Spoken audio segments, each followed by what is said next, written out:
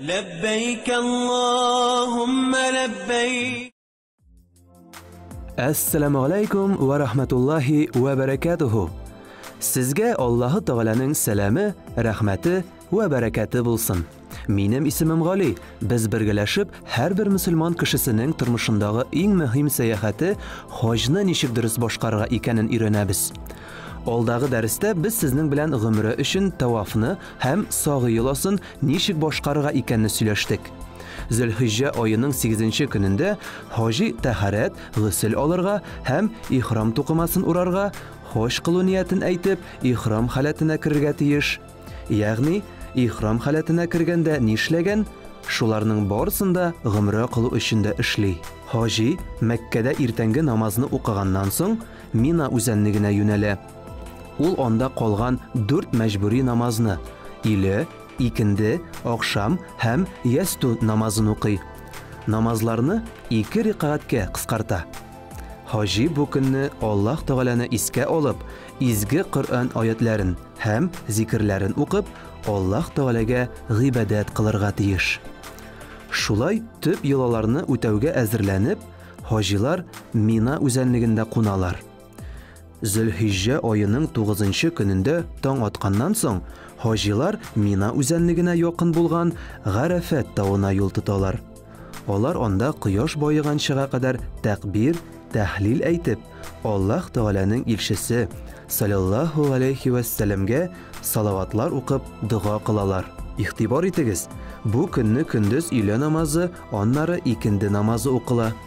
2 namozda 2 raqatga qadar qisqartila. Bu tubandagi ravishda boshqarila.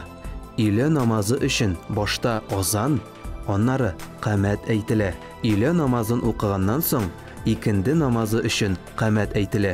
Namoz o'qib bitirgach, hoji quyosh boyigancha, ya'ni oqshom namozi boshlangancha G'arafat tog'ida turga tiyish.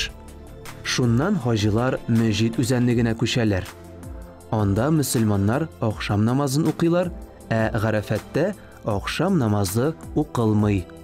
Muzdalifa Mina uzanligi bilan G'arafat orasida o'rnashgan ham toshli oshiq yerlik bo'lib tura. Biriga hojilar turkumlar bilan kelalar, ham oldan belgilangan sektorlarga o'rnashalar. Mina uzanligidan ham G'arafatdan ayirmali bo'larak, bunda shotirlar yo'q, ham xo'sh qiluvchilar oshiq havoda qo'nalar. Hojilar Muzdalifaga kelgach 2 namoz, oqshom ham yastu namozini o'qiylar. Boshda oqshom namozi uchun ozon ham qamat aytila, oqshom namozi bitgach yastu namozini qamat aytila. Namozdan so'ng salom bergach, hojilar takbir, tashrik ayta boshlaylar. Ul so'zlar endi tubandagicha yong'iriy. Allohu akbar. Allohu akbar. La ilaha illalloh. Allohu akbar. Allohu akbar. Va lillahil hamd. Hojilar kichkina toshlar jiyib, bu tunni Muzdalifada o'tkaralar. So'ngroq ularni shaytonni qiynov uchun qo'llanalar. Alloh taolaga murojaat etib, talbiya ham zikrlar aytalar. Bugunga shular. Sizga Alloh taolaning rahmati va barakati bo'lsin. Assalomu alaykum va rahmatullohi va barakatuhu.